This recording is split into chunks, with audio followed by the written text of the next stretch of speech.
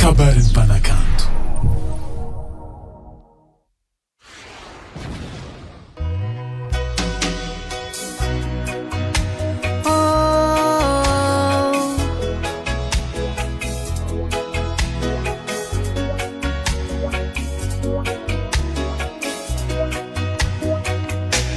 Tsaruko fonga tamin'ny andro igny resakanes mama tam telefony ke raha nambarako mama zaho andeha hanambady henoko izy ao agnaty telefony mitsikitsiky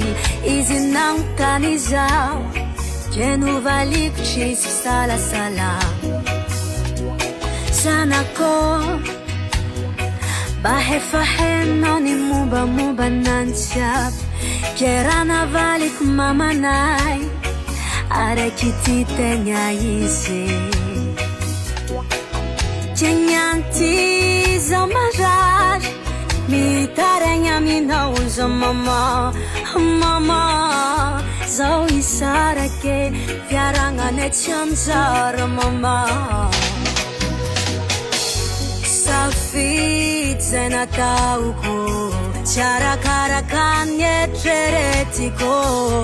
le safidy nataoko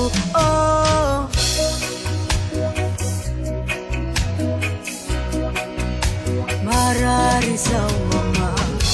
safidy zay nataoko tsy arakaraka ny eritreretiko le safidy korobako Husi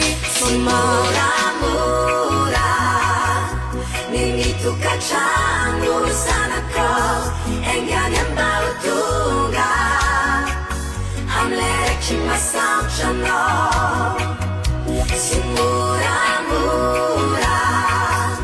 Mimituka changu sanako Enganya mbautunga Hamlere kimasam chano Tsaroako zany tazagna tagnany tsisy miditra agnatin'jeriny raha nataony mopera ninazy fo natamy kamba fa teniny mopera reny tsary ny aignany natay indray amizy io mazava raha jiaby Sisi olombelongo hoande fotsina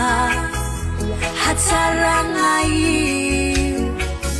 io raha mandalo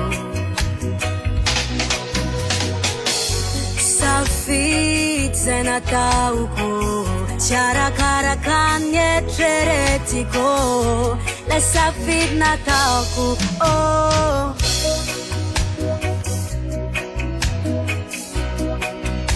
marary zao mama safidy zay nataoko tsy arakaraka ny eritreretiko le safidy korobako Husi moramura Mimituka changu sanako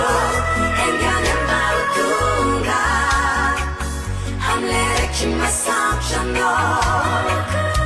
Simuramura Mimituka changu sanako Enganya mbautunga Hamlere kimasam chano BL Studio